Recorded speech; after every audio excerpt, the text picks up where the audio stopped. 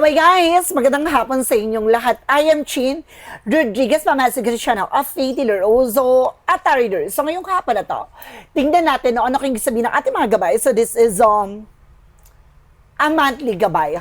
A monthly gabay for the month of September 2026 pasilip na para sa ating mga kapatid dyan na Virgo. So Virgo, welcome sa my channel. Ano kayang messages, advices ng spirit guides ang ating masasagap for today's video? Kanino kayang energy or kaganapan sa buhay ng mga Virgo signs ang ating mga gilap? So guys, this reading is a general reading namang hindi lahat makaka-resonate, kunin lang ang makaka-relate sa inyo. And comment down below kung kaninong energy ang ating nasagap. Because don't forget to like and subscribe my channel and hit the notification bell for more videos update. Maraming salamat sa mga walang sawang pag-support sa aking channel, lalo-lalo nang skip ng ads, saway pagpalain kayo ng Diyos at may kapal, siksik-liglig na gumapaw na biyayang manambalik sa inyo. So let's see guys, what is the messages, advices, ng ating spirit para sa mga kapatid natin dyan na Virgo? Let's see and watch this. Hagilapin natin at tuklasin natin maaaring masasagap at sa energy nyo. No? Etong reading na to ay magsisilbing gabay. So, let's see. Hagilapin natin at tuklasin natin yan, guys. Ano maaaring mangyari at maganap, no? Ngayong buwan ng September sa mga kapatid natin dyan na Virgo. Let's see. Angels, let's give me information pa.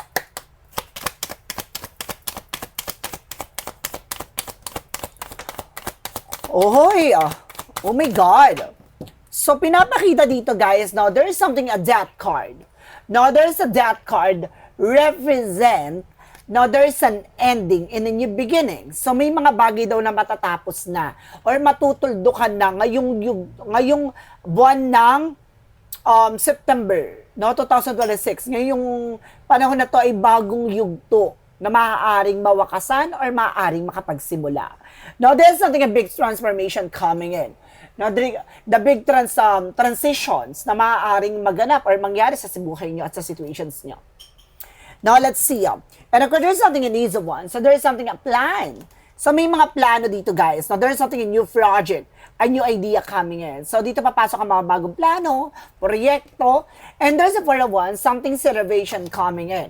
So, may mga celebration talaga na magaganap. Now, there's something in event, celebration, now there's a birthday coming in, no? And of course, there is something with a twin flame and soulmate connection. Pagdating sa love life, no, maaaring matatagpuan mo na yung person mo if you are being single. Kung ikaw naman ay taken, maaaring, kumbaga, your relationship that brings you with a higher level commitment. No? Dadaling ka talaga, no? Para mas maging malago pa or mas, kumbaga, mas gumanda pa ang relasyon yung dalawa ng person mo. It's more on intimacy. Ganon. So, guys, let's see. And there's another one. So, there's a slow and steady. So, kailangan maging makinahon ka. Ngayong buwan ng September, kailangan slow and steady ka. No? Hindi pwede pa bago-bago ng decision, hindi rin pa bago-bago ng plano. Ganon. Kaya kailangan stable lang or steady lang. Now, let's see. What is the initial messages tayo? Represent guys with a Six of Swords, a transition with a double clarification na may mga pagbabago talaga na maaaring maganap at mangyari talaga sa buhay nyo ngayong buwan ng September. So, pinapakita dito na may mga changes sa development talaga na maaaring mangyari. The Six of Swords, something a trouble at the same time. Now, may double clarification na magkakaroon ka ng trouble, no? A lot of information, development, improvement coming in. So, let's see. Additional messages. So, there's the Kingman. Now, there's the Kingman, guys, in reverse. Now, there's something delays and cancellations sa mga transactions nyo. At the same time, meron na kanasasense dito na maaaring kailangan baguhin yung perspective nyo or yung pananaw nyo. No, kasi may mga bagay dito na maaaring nagdudulot ng blockages. No, yung mga toxic patterns na kailangan na talaga mabago. Diba? No, iwasan nyo yung pag-iisip ng mga nega, guys. What is a death card? Ito yung gusto ko malaman. The death card represents with the Seven of Pentacles, a harvest moment. So, meron pag-aani na maaaring mangyari. Or there's something of consequences, depende sa action and decisions mo. So, kumaga, Etong Seven of Pentacles, kumbaga nag-ano pa rin siya, no? Kumbaga, depende pa rin to sa kilos at galaw mo. There is something at that card. There is something a big transformation. Ito ay malaking pagbabago na maaaring mangyari ang pag-aani, no? Ang pag-aani ay maaaring mangyari at maganap ngayong September, no? Pero depende sa pag-aani. There is a good and bad thing. So depende yan sa ginawa mo, no? Kung mabuti yung tinanim mo, mabuti ang aanihin mo. Kung mabuti yung ginawa mo, mabuti yung magiging resulta. So pero kung ikaw ay gumawa ng hindi maganda or negative, no? Or masama, or hindi maganda sa ibang tao at naka-apekto to sa mga tao na sa paligid mo or sa tao na yon, there is a possibility there is something bounce back. Ito yung harvest time. Your hard work is paying off, no? Kumbaga, kung ano yung tinanim mo siyang aanihin mo. What you saw is what you reap. Gana, no? Kumbaga, what goes around comes around. Let's see, what is the Ace of Wands? So represent, guys, there's something a Hermit card. The Hermit card represents something spiritual awakening or there's a spiritual journey. So, meron bagay na parang makakalaya ka dito sa mga negatibong situations, no? About with the Hermit card. No, there is something awakening na parang mamumulat ka from toxic energy or toxic pattern, no? Kumbaga parang pinapaalalahanan ka dito na kailangan mong magising, no? Mula sa iniisip mo, or kumbaga ginagawa mo, something like that. Now, because at the same time, there's something getting away from the comfort zone. So, makakalaya ka na from your comfort zone. So, ganon. So, may mga doubt and fear na kailangan mo talagang i-let go. Ganun. What is the Four of Wands? The Four of Wands represents with the Tower moment. There is something in major changes na may mga pagbabago talaga maaaring mangyari sa buhay mo na magdadala sa ng selebrasyon. No? Paglago, no, paglawak, paglaki, no? At pagyabong mo. Ganon. No, pagyabong is pag-unlad, ha? No? What is the Knight of Wands? Represent, guys, with a Page of Wands. So there's something good news. Ay, unti-unting magkakaroon ka ng kumbaga magandang balita na maaaring dumating sa'yo this coming September. So, unti-unti naman daw siya na maaaring there's a lot of punctual messages coming in. Multiple transactions. Let's see. What is the Six of Swords? The Six of Swords represents with the Four of Pentacles. They're saving and protecting. So may mga bagay na kailangan protection at ingatan. Na may mga pagbabago talaga na maaaring mangyari sa buhay mo, sa situations mo, no, like your lifestyle, no, yung mga habits na kailangan ay healthy. So may mga healthy lifestyle, healthy boundaries or healthy attachment, something like that, na kailangan mong kumbaga i-consider, no? What is Hangman in reverse? Na yun yung sabi na budgeting. So, kailangan talaga maghigpit ng sinturon kung kinakailangan. And there's a Two of Cups. So, there's a partnership. No, there's a Knight of Swords. No, there's a success driver. No? Kumbaga, ito yung sinasabi na kailangan mo nang baguhin yung perspective mo, no, sa regarding, no, when it comes from partnership, no? Don't be rush. No, kailangan mo baguhin yung pananaw mo pagdating sa partnership, huwag kang padalos-dalos. Ganon. Huwag mo madaliin. No, it takes time. What is the Death card? Because the Seven of Pentacles. The Death card and of course the Seven of Pentacles represents with the Judgment. There's something a wake of call. There is something a pay attention. So there's something an ending. So meron talagang bagay na matatapos talaga. Mawawakasan. Parang pinapaalalahanan ka na kailangan mong pag-ingatan, no? Yung mga bagay na tutuldukan or matatapos this coming September. Na kailangan, kumbaga, handa ka or na kailangan aware ka, ganon. Kasi may mga pag-aani talaga na maaaring mangyari dito. What is the Ace of Wands? Because the Hermit card represents the High Priestess. So may nagbablock daw ng mga plano mo with a Hermit card. Now, Hermit card, there's a spiritual awakening or spiritual journey na kailangan mo makawala sa comfort zone mo. Isa sa bagay nagbablock, no, ng paglago mo or yung mga plano mo is yung takot at pangamba mo. Now, isa sa yan. Isa sa bagay na nagdadala ng blockages yan. And the other side, the other something hard faces for mystery. No, there's something hidden agenda or there's something hidden enemies. Sorry, guys, no? What is the Four of Wands? Because that Tower moment. The Four of Wands at the Tower moment to represent, guys, with the Queen of Pentacles. Now, that's just being mature enough and being grounded. So, kailangan maging mature ka. no? Pagdating sa mga celebration, don't spend too much, no? Kailangan mag-save ka for your own sickness, no? For the future. Not of course, at the same time, there's something there's something, oh my God, there's something, a golden art, no? Parang, it's like a temperance. No, there's something impatient. So, kailangan mo talagang maging mahinahon din with the other side. So, kailangan mo kumalma. Huwag kang aggressive. And of course, there's something, guys, with the Ten of Wands. So, there's a burden. So, may mga bagay na maaari nagpapabigat sa situations mo. No? Maraming obligation, responsibilities. Ito yung sinasabi na parang, kumbaga, patong-patong yung obligasyon mo, dawin na parang, kumbaga, tinatanggap mo kasi or kuha ka ng kuha ng mga bagay na alam mong hindi mo na kayang kontrolin. No? Kumbaga, like for examples, no? May mga gusto kang gawin pero pinangungunahan mo na kagad, pinangungutang mo na kagad, or kumbaga, nababaong ka sa situation dahil puro ka utang. So, kailangan mag-ingat ka. No? Kumbaga, wag masyadong, kumbaga, maging, expensive, no? Pagdating sa mga bagay or gamit-gamit, no? Kailangan, kumbaga, i-secure mo din yung mga profit or yung salary mo, yung kita mo. Now, there's a star card for healing. So, magkakaroon ka ng healing recovery dito. So, makaka-recover ka talaga. Now, mayroon ka lang talagang pananaw or parang nakagawian or nakasanayan na kailangan mabago. No? So, let's see what is the additional messages. Yung cycle kasi, or sistema na kailangan talaga mabago dito. For the outcome, guys, there's something as everyone's protections. So, see, kailangan proteksyonan yung sarili mo laban sa sarili mo.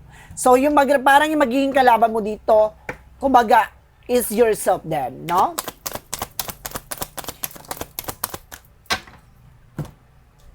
Now, there is a Knight of Pentacles. So, very secure. So, kailangan talaga i-secure din yung mga plano mo. No, kasi some of them, guys, there's an evil eye. So, may mga isa sa talaga nagbablock dito, yung mga plano mo, hindi siya natutuloy.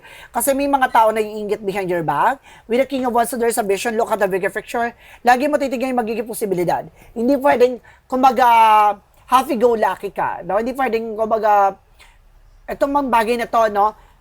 Kumbaga, deserve ko naman to, ganyan. Hindi, nandun ka sa bagay na deserve mo, pero mas may much better pa o mas deserve mo pa dyan sa bagay na yan. Kung magiging wise ka lang, no? Kung paano mo papangalagaan yung pera, no? Kung yung pag-spend mo kasi ng pera na parang, kumbaga, bahala na, may darating naman, kumbaga okay na yan, kumbaga at least ma-celebrate yan, gato ganyan, hindi ganon. Kailangan titingnan mo yung magiging consequences, yung magiging advantage and disadvantage, yung magiging possibilities, yung magiging whole picture ng bagay, bawat actions mo, ganon. Kasi parang anong nangyayari kasi dito, no? Parang ang nagiging nangyayari, bahala na, no? May darating naman, pagtatrabahuhan mo naman, no? Pwede na yan, hindi pwedeng ganon. No, kailangan mabago yung ganung perspective. There's a Page of Cups. No, listen to your intuition and listen to gut feeling. So, makikinig ka talaga sa instinct and vibrations mo. And there's something in the first card for river. Disconnect from the world. So, kailangan mo talagang makawalat makalaya from toxic environment. No, kaya ka nahahawa ng ganung eksena ay kundi sa maling nakagawian, maling nakasanayan, or kumbaga maling sistema na maaaring kumbaga nagdudulot ng maling kumbaga, paggamit ng bagay na yon. And there's something at Two of Pentacles. So, sinasabi dito na there's a first step, no? Isa sa bagay na kailangan mong gawin ay una mong dapat gawin ay piliin yung mga taong pagkakatiwalaan mo at yung mga bagay na alam mo makakatulong sa'yo. No, yun. Kumbaga, titingnan mo itong bagay na to, hindi panandalian. No? Tingnan mo yung sarili mo, na ilagay mo yung posisyon mo sa pangmatagalang eksena, hindi pa para sa panandali ang sarap at panandali ang ligaya. Ganon. Kumbaga, dapat iniisip mo yung for long term. No? So, let's see what is the additional messages tayo pagdating sa finances and career, love life at kalusugan. So, nandito na tayo, guys. Let's proceed na, no? Pagdating sa finances and career, love life at kalusugan.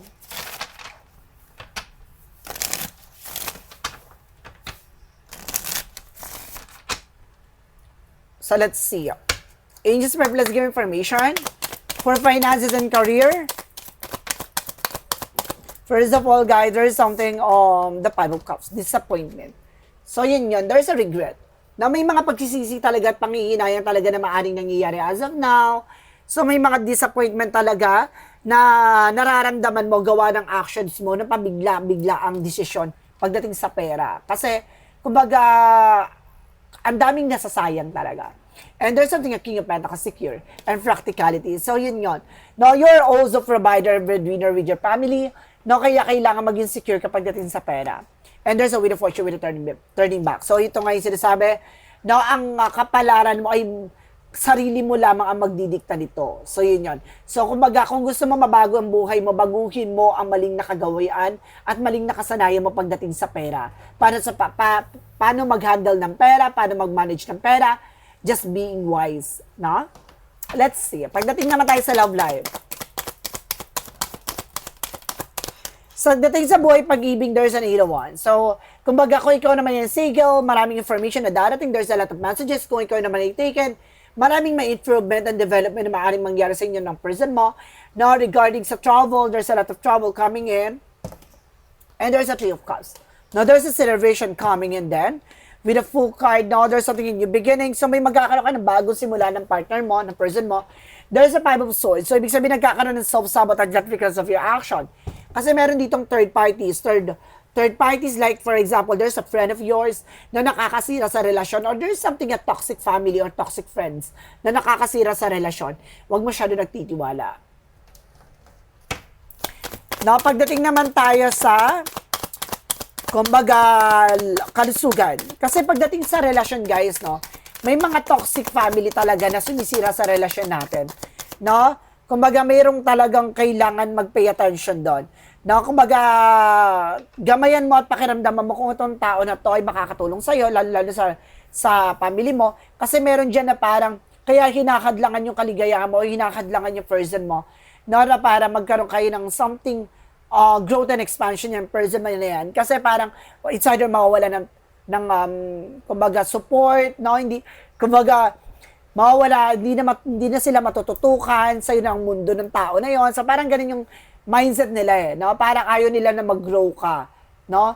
Ang gusto nila, kumbaga, for their own sickness, diba? Para sa sarili nilang kaligayahan or sarili nilang pangangailangan. Hindi dapat ganun yung perspective na kailangan na mabago yung ganung nakagawian. Even sa friend naman, no? Kaya may sumisira or nangaasa sa partner mo or na sumisira sa relasyon nyo kasi para hindi rin mawala yung connections niyo. May ganun talaga din na ibang friend na andyan lang pag kailangan ka. At the same time, na ayaw nila na yung attention mo na pupunta sa iba, ganon.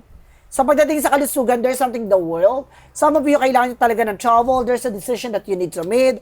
So, pagdating sa kalusugan mo, kailangan mo talaga ng travel dito. Unwind. No, kailangan mo na unwind. Kasi masyado ng, kumbaga, very toxic yung paligid mo. And there's the King of Cups. Your person is very devoted. No, devoted naman yung person if you are being taken. Kung ikaw naman ay single, kumbaga may taong darating sa'yo na very devoted na maaaring susuportahan ka. And there's the Sun card. The truth comes out.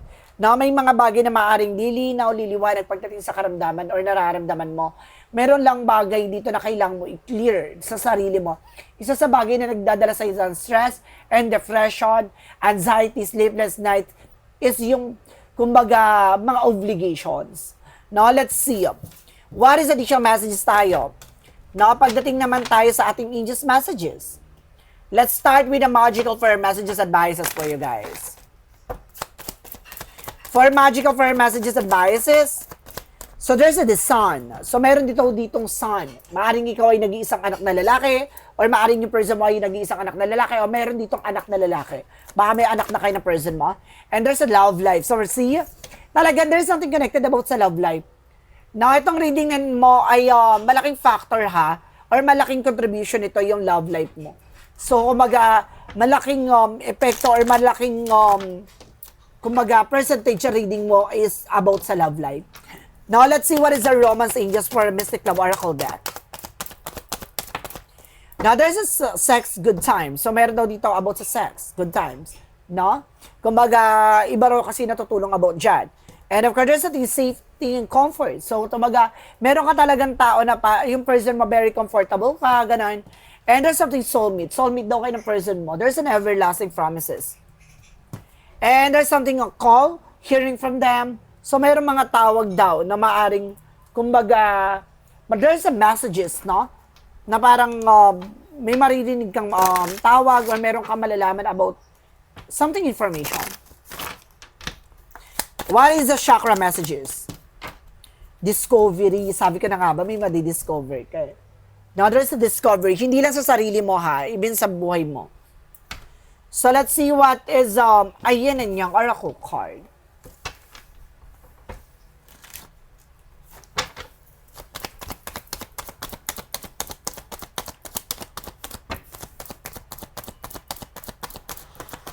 There's a guilt and sabotage. Meron tao may galit daw sa inyo kaya sinasabotahe kayo ha.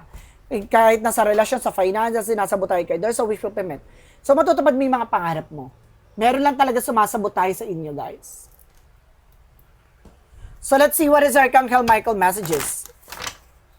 An Archangel Michael messages, advices for you guys.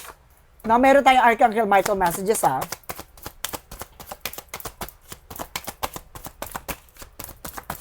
Okay, let's see. Archangel Michael messages, shield yourself. See?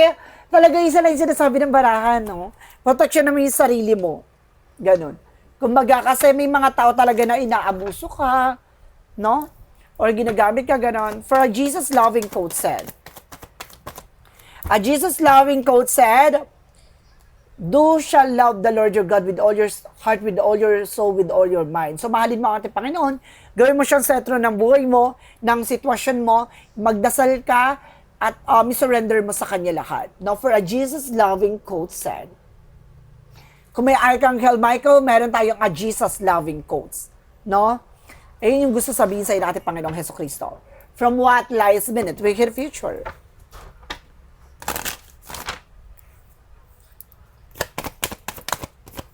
Now, there is something, guys, we're investigating. So, meron daw dito parang iniimbestigahan or parang nakamasid. May nakasubaybay daw sa'yo. No? Meron daw ditong laging nakatingin. Insecure. No? Laging nakaimbestiga. Ay, parang chismosa, gano'n. Laging naka-update sa buhay mo. No? There's an insecure. So, may naiinggit talaga sa'yo, guys. Now, let's see. Now, nandito na tayo sa huling chapter ng ating reading. With a yes or no, pick a card. So, kung ikaw naman ay matagal na sa channel ko, guys, alam mo na ang kalakaran ng yes or no, pick a card. So, kung nakaabot ka sa reading na to, guys, for yes or no, pick a card, please comment down below. Now, kung nakaabot ka, please comment down below. At the same time, kung ikaw ay bago sa aking channel, na ganito yan. Ang yes or no, pick a card, pwede ka magtanong. Nasa isip mo. No, yan. No? Habang nanonood ka ng reading ko ngayon, kumbaga mag-isip ka na ng tanong. No, mag-isip ka ng tanong, at pipili ka ng number within 1, 2, or 3. Kapag nakapili ka na, please comment down below kung anong number na pili mo. Yun yung magiging sagot sa tanong mo. So, alam mo na. Naliwanagan ba kayo sa question natin, ha? No? Ang yes or no pick a card, pwede ka magtanong. Isang tanong lang at isang sagot. Pipili ka within 1, 2, or 3. Okay, let's start with the number 1. Number 1, there is a yes. It's going swimming off the hook in the flow. Dadaloy na to, sumabay ka sa agos ng eksena. No? Number 2, there is a no. Miss by false signals steer clear. So, may mga paalala dito na kailangan mo mag-pay attention. Huwag mong hayaan or huwag mong, kumbaga, palagpasin tong red flag, no? May red flag or something, a caution or babala, no? Na parang ipinapahawatig sa'yo. There's a signs. Na wag mo ituloy, tigilan mo, ganon. Number 3 represent with a no. Feeling run down, tired, drop time, too much, no? Sobrang pagod ka na. Matuto kang humindi, no? Hindi pwedeng oo lang ng oo, no? Matuto kang humindi. Hindi pwedeng, sige na, pwede na yan, okay lang, kapag ganyan, hindi. But say no if you want to. No, kung hindi mo rin kaya, say no. Ganun lang yon. So guys, this is a monthly gabay. No, for the month of September 2026 pasilip para sa ating mga kapatid na Virgo. So Virgo, maraming salamat for this wonderful reading. Once again, this reading is a general reading lamang, hindi lahat makaka-resonate.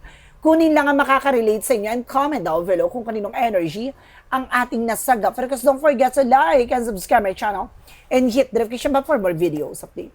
Maraming salamat sa mga walang sawang pag-support sa akin channel, lalo-lalo nang di skip ng ads away, pagpalain po kayo ng Diyos at may kapal Siksik-liglig nag-uumapaw na biyayang manong balik sa inyo. Maraming salamat and see you in the next video. Bye-bye. And babush.